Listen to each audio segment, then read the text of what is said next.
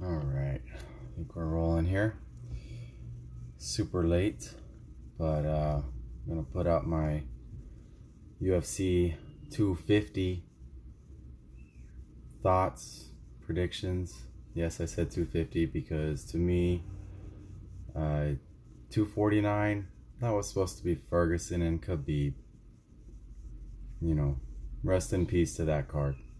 But anyway, so I'm not gonna go over every fight. Just because I don't really have an opinion on some of these, or you know, follow a fighter enough to give you enough insight, I guess. Not that I will have great insight. All right, so we'll go from the bottom up. You know what? Let me start by saying this has to be one of the most unpredictable cards in UFC history. Just given the circumstances with the coronavirus, COVID-19, you know, nobody's really in their traditional training camps, that sort of thing. No audience, no crowd. You don't know how that's going to affect a fighter. You know, just all these random circumstances. So, you know, that being said, how could you possibly lay any juice on any favorite? I mean, you know, Ryan Spann, does he win? Probably. Who? Minus 420? No way, you know. But yeah, really unpredictable. You know, I would suggest just picking a few underdogs, and seeing how they perform. All right, so we're gonna start with we'll go Nico Price and Vicente Luque. I would expect Luque to win. Minus 255, no thank you. I know he put a beating on Nico Price in their first match. How long ago was that? Was it about 4 years ago? Those are my kids in the background. Yeah, I would expect Vicente Luque to win, but you know, Nico Price is he's got that one shot knockout punch. I mean, who else wins from being, what was he, he knocked out Randy Brown from bottom? Like, who does that? And then also Vicente Luque, he's been taking beatings in his fights. He wins his fights, but he, you know, except for Wonder Boy, but he takes a lot of damage. So it's dog or pass. And you know what? We'll take Nico Price plus 235. Wouldn't be shocked if Vicente Luque wins, but I think Nico Price, given the price tags, decent. All right, we got Carla Esparza and Michelle Waterson. Carla's come a long way with her stand-up. She's always going to be a wrestler first. And if she can get those takedowns against Michelle Waterson and also hold top control, she should be able to win a 29-28 type of fight. But I really wouldn't have any part of this fight, or just take Michelle Waterson, because I think it's a good chance this ends in a split. And if you think a fight's going to end in a split, you know, in the long run, taking the underdog is your best bet. Always been a big Michelle Waterson fan.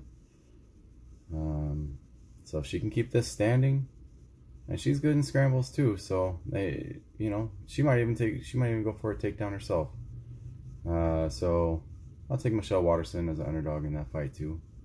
Looks like she's around the plus 135 mark. I think that's decent. But yeah, probably dog or pass on that one too. All right, got Anthony Pettis and Donald Cerrone. Had to go back and I had to watch their first fight from, I think it was 2013, I want to say. Yeah, two totally different fighters since then. And I think really this is going to come down to who's motivated to win this fight more. Anthony Pettis, the favorite, don't like that. It's at 170 pounds, if I'm not mistaken. So we've seen that Anthony Pettis' power translates well into 170 when he knocked out Wonder Boy. Could do the same against Cowboy. Or is it going to be Donald that shows up? But gotta expect a more durable Cowboy at 170 pounds as well. So another dog or pass in my opinion. There are rumblings that this is Anthony Pettis' last fight with the UFC. So you gotta think that if there's ever a time where he's gonna be motivated to win a fight, it's gotta be this one, because if he exits the UFC on a losing streak like this, you know, his value in the marketplace it's going to be decent, because he's still still has name value. But you know, if he can get a highlight reel finish and then go into free agency, Bellator's probably going to give him more money, or wherever he goes, PFL or something. But yeah, no, pressure is not really going to be there on Donald in this fight. So I think that's going to do well for Cowboy.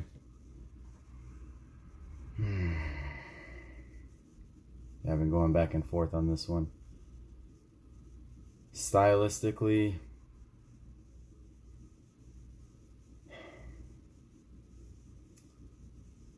you know, neither guy is going to look to pressure. It kind of favors both guys, because Cowboy's traditionally a slow starter. And Anthony Pettis doesn't do well under pressure either. We'll go dog or pass. Kind of like Donald, plus 135. But if we get a fully motivated Showtime Anthony Pettis, then I would expect him to get the W. All right, we got Greg Hardy and Yorgan De Castro. Minus 200 on Greg Hardy. How can you trust Greg Hardy to get a W? That as a big favorite. Yorgan De Castro is pretty good. Good striking. Gives up a big size discrepancy here. And Greg Hardy's a super athlete, so wouldn't be surprising to see Greg Hardy just pop the jab. Just kind of maneuver around the octagon on his way to a 30, 27, 29, 28. But you know what? I'm going to go Yorgan, plus 185. You know, his striking is no joke. But yeah, he does give up a lot of size. And like I said, Greg Hardy is a super athlete. So, you know, Greg Hardy may have improved a lot fight to fight as well. But you know what? Yorgan De Castro, plus 185. Let's roll with it. Go Yorgan De Castro, 29-28 decision. Yeah, we'll go decision on that. I know they're big boys. They could knock each other out in no time. But all right. Fabricio Verdum making his comeback against Alexei Olenek.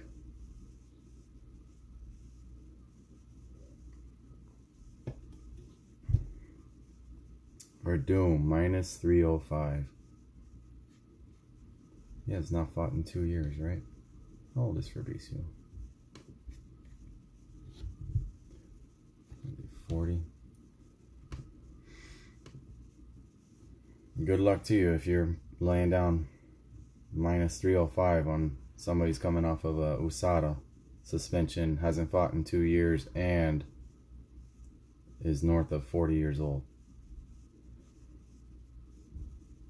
Yeah, it'd be dog or pass.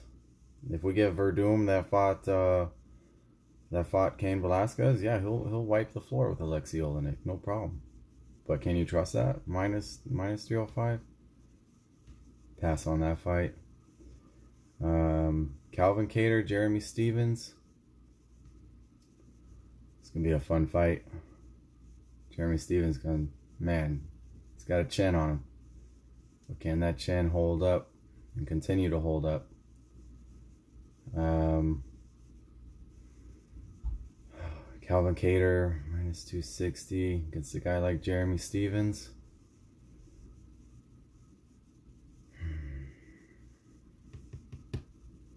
Yeah, wouldn't lay the juice on Calvin Kattar. Probably go dog or pass. If you get a round prop, maybe take Jeremy Stevens. Third round knockout. Let's see if they have that up. Stevens to win. Steven wins in round 3. Plus 1675. Hey, if my book offered that, I would take it. Just for fun. Kattar probably wins. He's the better all-around striker. Good wrestling. On his way up. Hasn't taken a ton of damage. But it's dog or pass all the way. Plus 240 on Jeremy Stevens. But we'll go Kattar, or you know what, even a draw. There's some of these fights that I could see ending in a draw. This could be one of them. I could see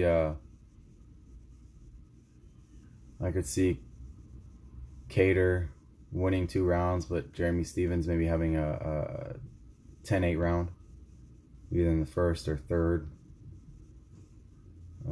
Yeah, dog or pass. Jeremy Stevens maybe round 3. Plus 16, what did I say, 1675, or even round 1. Just for fun. You can't expect those things to happen very often though. But yeah, dog or pass. Okay, Francis Ngannou against Rosenstruck. Man, the big boys. How can you go against Francis Ngannou? But you know what? This is a tougher matchup against Francis than people might think. I mean, don't get me wrong, Francis can knock out probably any human being on this planet with one shot, including Rosenstruck.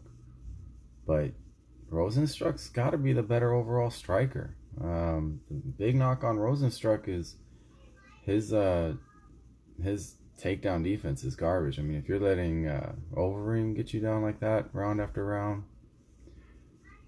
you know, but is Francis going to attempt to try and take Rosenstruck down? Probably not. It'd be probably the smarter move. Clinch up, go for a takedown, finish it on the ground. Don't know if that would be part of his game plan, but you know, Francis will be playing with fire if he tries to go strike for strike with Rosenstruck. And when you're getting plus 230 on a guy like Rosenstruck, who actually called Francis Ngannou out, which is interesting.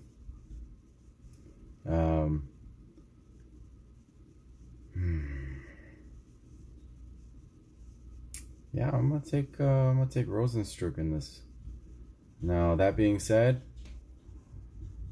if Francis comes out here and knocks Rosenstruck out in 30 seconds, that wouldn't be surprising at all. Like I said, Francis can knock out anybody. And if Francis wins this fight, I fully expect him to go on and take the championship from Stipe this time around. I fully expect that Francis would beat Stipe in a rematch, just given his improvement fight to fight. But, you know, given the odds, plus 230 on Rosenstruck. What are some of the props in this? What about Rosenstruck by decision? Rosenstruck wins in round 3, plus 1850. What's the decision?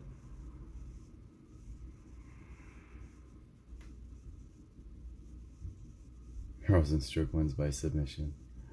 That'd be something. Fight is a draw, 80-1.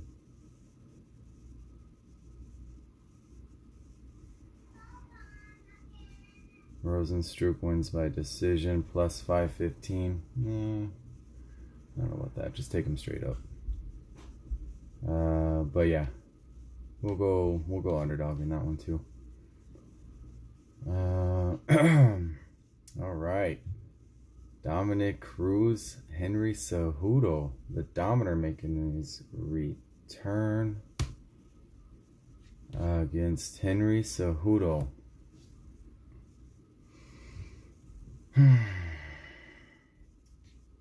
It's not often you see plus 195 next to Dominic Cruz's name. And you know what? I'm going to take him in this fight.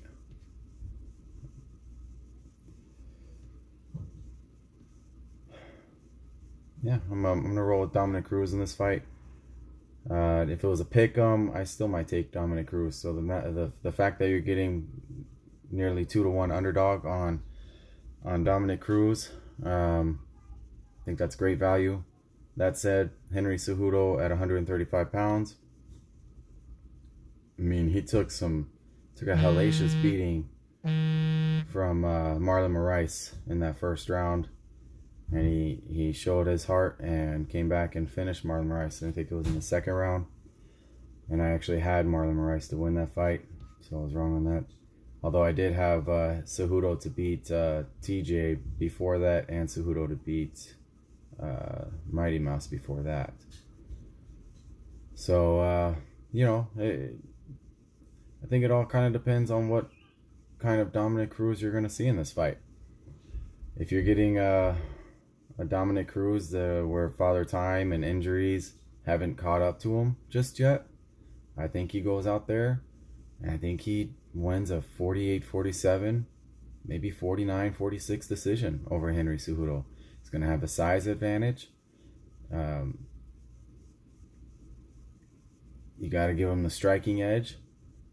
And he's a pretty good wrestler himself. So wouldn't be shocked to see Dominic even go for a takedown over Henry Cejudo. And Dominic Cruz, you know, he's got to be one of the most intelligent fighters in the game. So you got to think he's going to be prepared for this fight. He's going to look at things in Henry Cejudo to exploit. Dominic's got great cardio. So, yeah, give me Dominic Cruz. Again, I think he's 35, 36. You know, Father Time may be knocking on the door. All the injuries he's accrued over the years. You know, it's a 50-50 fight, but give me Dominic Cruz. I took him, I think I got him plus 200 last week. He's still floating around there. Both guys are super durable. Would be surprised if either guy got finished.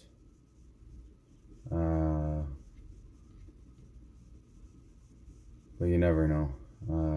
Yeah, we'll go Dominic Cruz by decision with some close rounds. All right, main event. El Cucuy and the highlight, Justin Gaethje. Gotta say I'm disappointed because I really, like we all, wanted Tony Ferguson and Khabib. Man, that fight just isn't meant to happen. And you know what? The longer that we have to wait, I think the less likely it is that you'll see Tony Ferguson come away victorious in that fight if they ever do fight. You know, I think the last 2 times they booked Tony Ferguson and Khabib, I took Tony Ferguson as an underdog. Had money on him, ready to go. I think he was always plus, 200, 240, something like that. But you know what? Wars and Father Time, they're knocking on Tony Ferguson's door. So, you know, Khabib's going to be watching this fight, and Conor.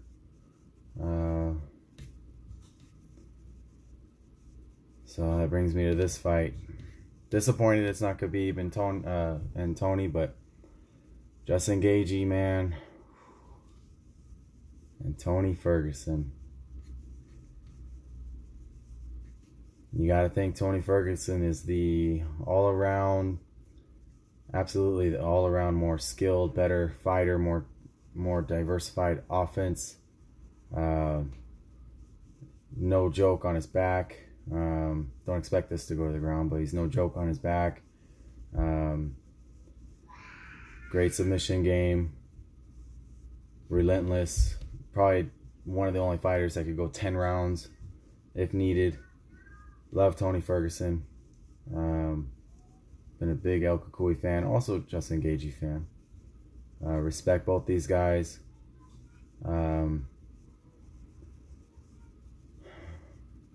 Some things that concern me. Tony Ferguson, respect him for doing this, but he cut weight, 3 weeks ago? Just as a show of readiness, I guess. Cut weight to 155 pounds just to show that he cut the weight and be ready to fight Khabib. And, more power to him, but you got to wonder, does that take something out of him coming into this fight, cutting weight again?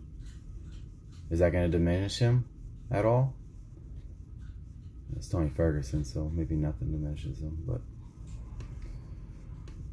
my head tells me Tony Ferguson handles business in this fight, lights Justin Gaethje up, gets around 3 or 4 stoppage, but my gut is telling me Justin Gaethje is going to land that kill shot. And plus 180 right now on Justin Gaethje. I'm willing to take that shot. He's had a few extra weeks to prepare. Let's see. He's, Justin Gaethje. If he doesn't win in the first or second round, he's probably going to be in a world of trouble come those championship rounds, unless he severely diminishes Tony Ferguson with leg kicks early and reduces what Tony Ferguson can do in the later rounds. Because Tony Ferguson, he's so dynamic with his strikes. He doesn't have a lot of power necessarily, but he's just so dynamic and so just awkward. So if Justin Gaethje can land those leg kicks early, even if he doesn't finish Tony Ferguson, he could at least make it a more level playing field going into the later rounds. But remember, this is also Justin Gaethje. Yes, he just knocked out Edson Barbosa and James Vick, Cowboy, but are those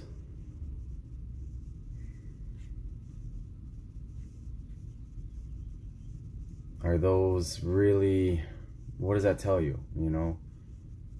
Those guys have taken a lot of beatings, a lot of wars. And yes, Tony Ferguson gets rocked and wobbled in almost every fight, but Justin Gaethje also couldn't put away Eddie Alvarez or Poirier.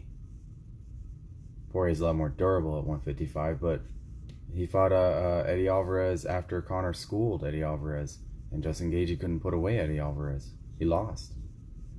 So does he really have that death shot power against somebody that maybe is a little more durable? Tony Ferguson does have a good chin and a great ability to recover on top of that, but yeah, I've been going back and forth, but you're giving me plus 180 on a guy like Justin Gaethje. We'll go underdog in this fight too. Again, head tells me Tony Ferguson handles business, stays out of trouble, keeps that chin tucked. But gut tells me that Justin Gaethje, and a mixture of just weird circumstances and father time and all the wars Tony Ferguson's also been in, you know, this might be the fight where it catches up with him. Let's see, 180 on Justin Gaethje. I kind of like him to win in round 2 for some reason. Justin Gaethje wins in round 2 plus 700. Don't know if I like it as much. How about Ferguson round 4 plus 825? Nah, just probably take Gaethje straight up. Small. Wouldn't go big on any of these fights. Again, it's got to be one of the most unpredictable cards. If not the most unpredictable card. And another thing, but yeah, just to wrap that up, we'll go underdog on that fight too. Again, I mean, I'm taking all dogs on this card basically, just because I wouldn't have any faith laying down juice just given this on any favorite, just given the circumstances. That said, maybe every favorite on this card wins. Who knows? Don't think that's likely, but yeah, we'll go Justin Gaethje plus 180.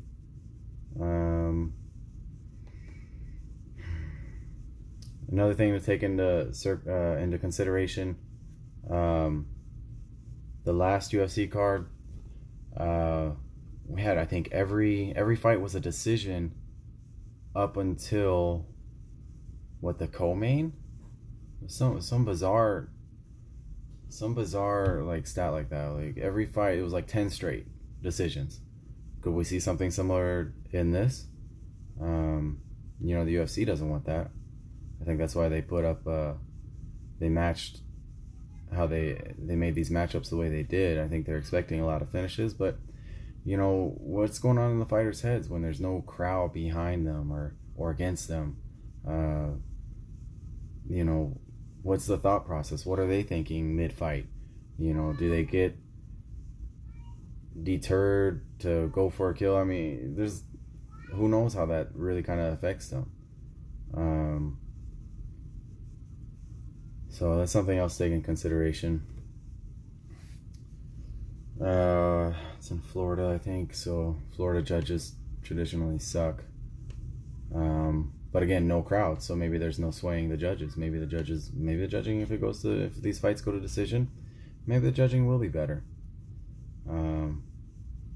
Traditionally, not very good judging in Florida.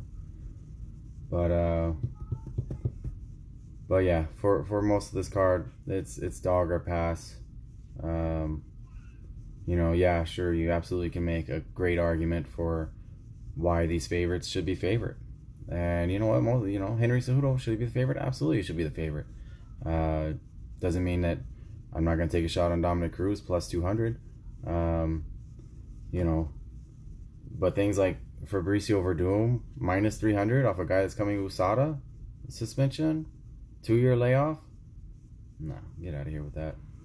Greg Hardy minus 200. Super athlete. Big size advantage, but is he worth that minus 200? Are you going to feel good at the betting window for that? Pettis, can you ever trust that guy as a favorite? Yeah, just remember that. I know it's putting this video out late. It's 11 o'clock on the West Coast. I don't know what time the fights start, probably 2, but just remember that. You know, if you're laying juice on any favorite, good luck to you. In my opinion, it's pretty much dog or pass on most of these, or just enjoy the fights. You know, take some random props out there, and yeah, good luck to you guys.